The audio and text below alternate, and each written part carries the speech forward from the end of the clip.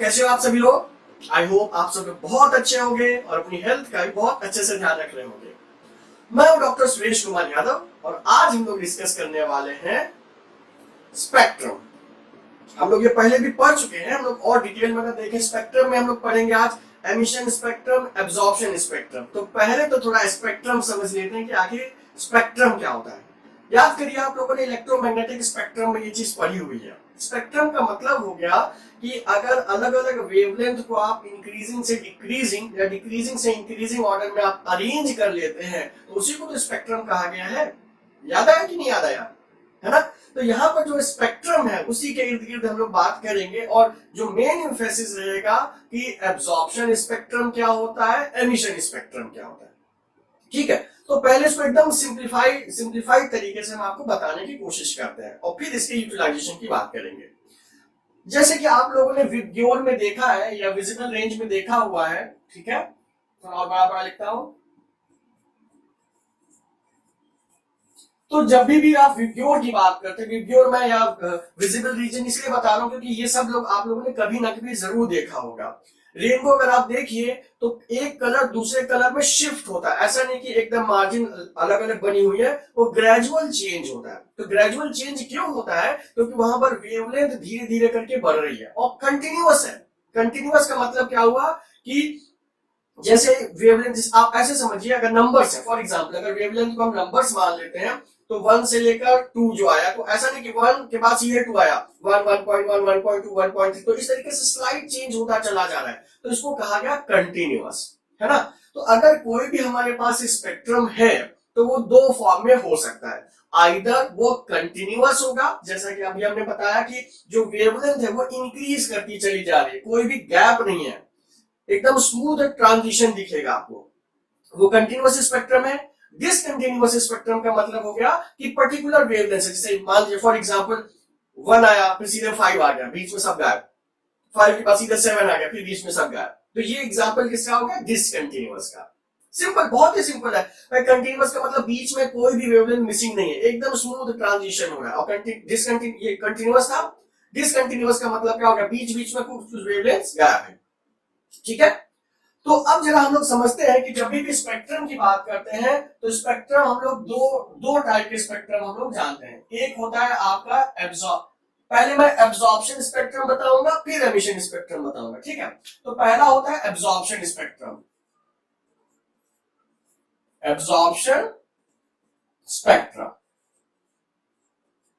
अब देखिए absorption spectrum क्या होता है, पहले इसको समझने की कोशिश करते हैं, बहुत ही सिंपल तरीके से समझने की कोशिश करते हैं।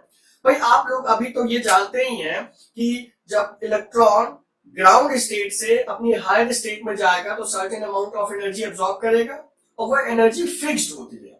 ठीक है, ऐसा नहीं होगा कि उसमें कुछ चेंजेस आएंगे। तो जब भी इलेक्ट्रॉन ग्राउंड स्टेट से हायर स्टेट में जाएगा certain amount of energy absorb करेगा और हायर से जब लोअर में आएगा तो उतनी एनर्जी रिलीज करेगा, ये आप सबको पहले ही पता है ना?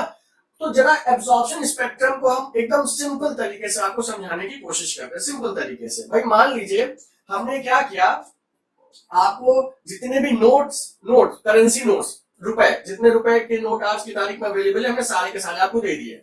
हमने 1 रुपए का नोट दे दिया, 2 रुपए का नोट दे दिया, 5 रुपए का दे दिया, 10 का दे दिया, 20 का दे दिया, 50 का दे दिया, 100 का दे दिया, अब तो 200 भी आ गया है, 200 दे दिया, 500 है, 500 नहीं है, अब सीधे 1000 हो गया है, नहीं 500 भी आ गया, सॉरी 500 भी है, 1000 भी है और क्या है 2000 का भी नोट है।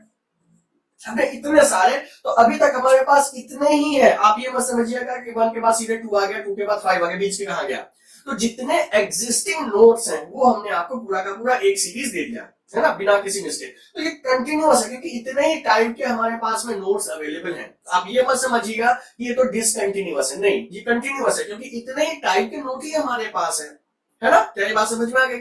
और अब देखिए खेल क्या होगा भाई, प्रिंसिपल ये है कि मान लीजिए हमने आपको सारी की सारी वेवलेंथ दी और कोई एक सब्सटेंस है जो पर्टिकुलर वेवलेंथ को क्या करता है, एब्सॉर्ब कर लेना है। तो हम क्या करेंगे, जितनी हमने वेवलेंथ दी थी उस वेवलेंथ को ऑब्जर्व करेंगे कि देखेंगे भाई इसमें से कौन सी वेवलेंथ गायब हो गई है, तो उस हिसाब से आपको पता लगेगा कि उस सब्सटेंस ने कौन सी वेवलेंथ एब्सॉर्ब की थी। है ना? सिंपल बात है। मैं आपको और सिंपल तरीके से बताता हूं।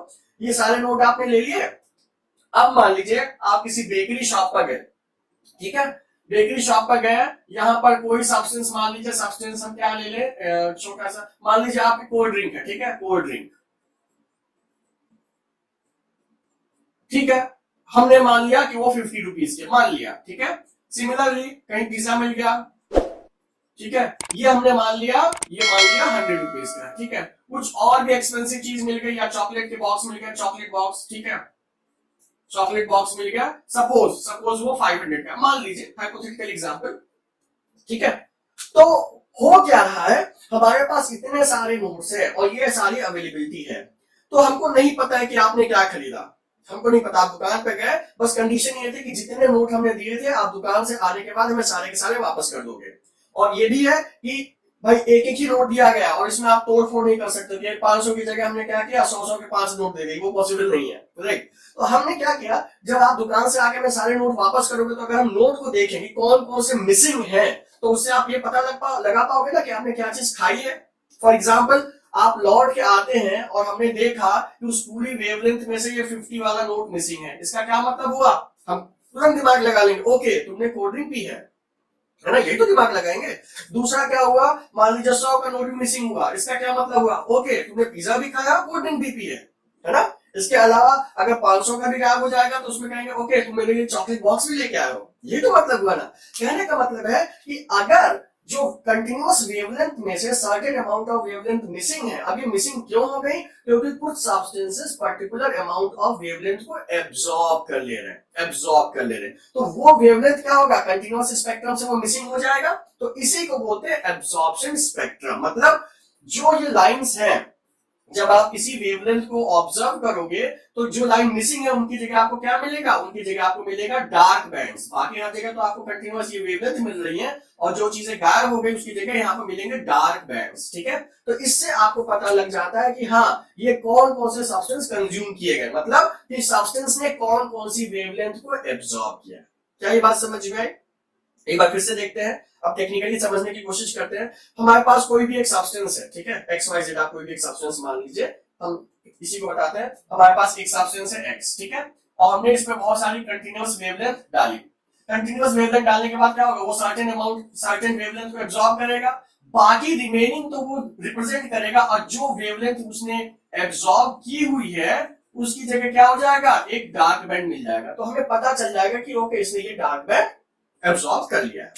तो ये बड़ा ही यूनिक चीज है। अब मैं सिंपल बात बताता हूं कि जैसे हर इंडिविजुअल का अपना एक फिंगरप्रिंट होता है जो यूनिक फिंगरप्रिंट होता है, in the same way her element का अपना यूनिक एब्जॉर्प्शन और एमिशन स्पेक्ट्रम होता है, यूनिक एकदम अलग।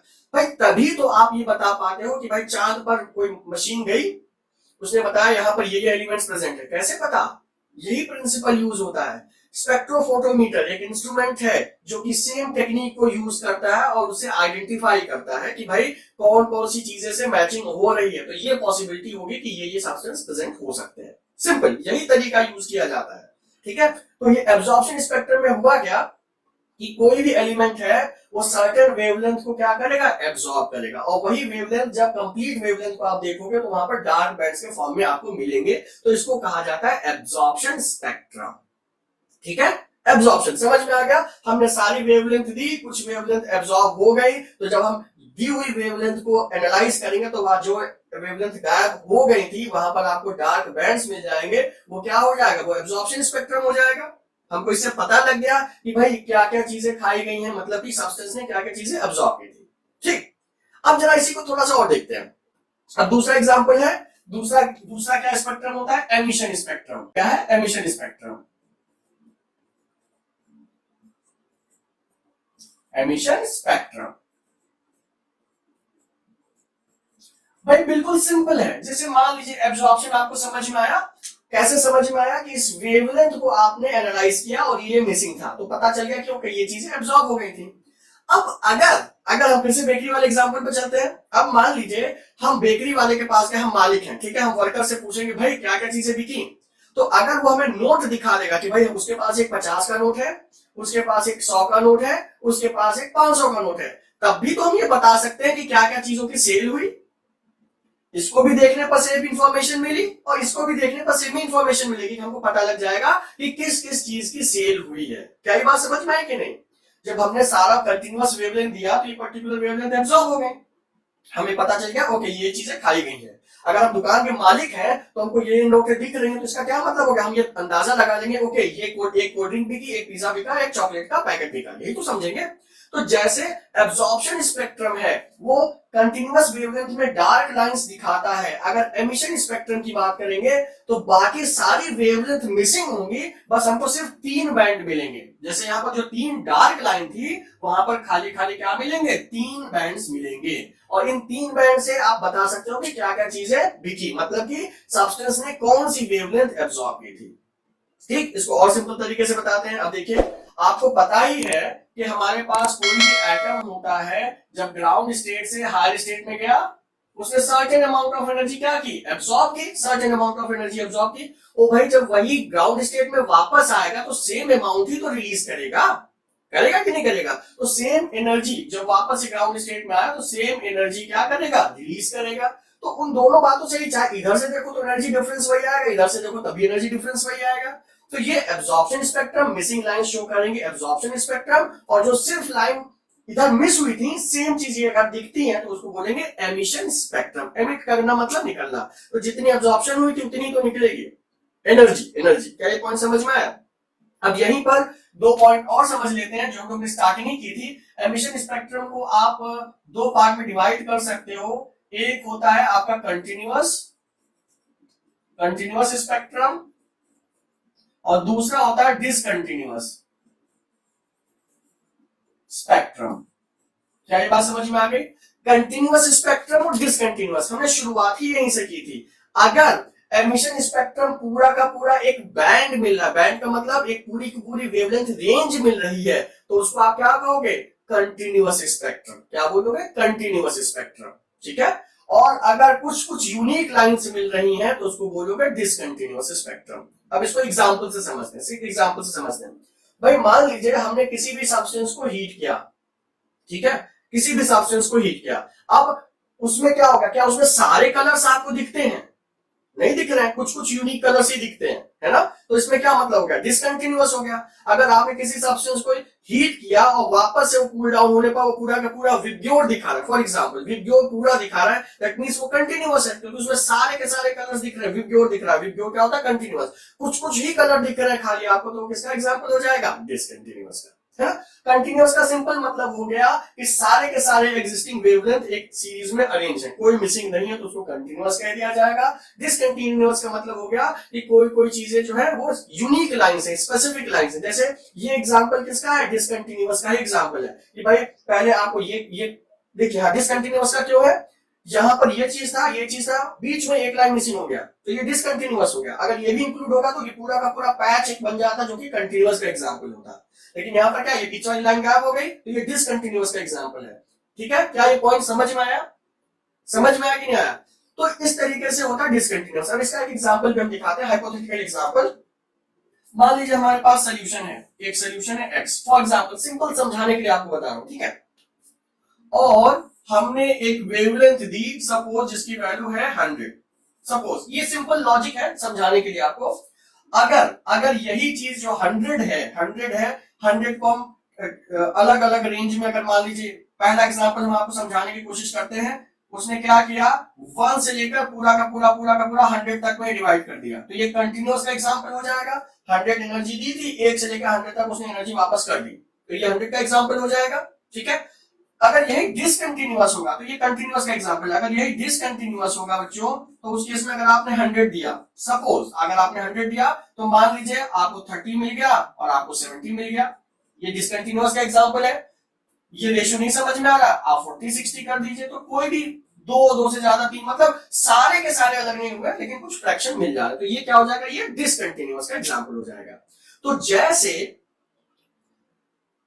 हर ह्यूमन बीइंग का या हर इंडिविजुअल का फिंगरप्रिंट अलग अलग है, वैसे ही हर एलिमेंट का एब्जॉर्प्शन और एमिशन स्पेक्ट्रा अलग अलग होता है और यही प्रिंसिपल यूज किया जाता है स्पेक्ट्रोफोटोमीटर में, ताकि आप जब बहुत बार न्यूज में सुनते हैं ना मार्स पर ये एलिमेंट प्रेजेंट है, कैसे पता, सेम टेक्निक यूज की जाती है, सेम टेक्निक यूज की जाती है। ठीक है, स्पेक्ट्रोफोटोमीटर वहां पर इंस्ट्रूमेंट्स भेजे जाते हैं जो एनालाइज करके बताते हैं कि कौन कौन से एलिमेंट्स प्रेजेंट है ना। तो स्पेक्ट्रम, खास करके एब्जॉर्प्शन स्पेक्ट्रम और एमिशन स्पेक्ट्रम समझ में आया होगा, बहुत आसान है। ठीक है, तो मिलते हैं बच्चों नेक्स्ट वीडियो में सब्सिक्वेंट टॉपिक्स के लिए। Till then stay fit, stay healthy and enjoy chemistry.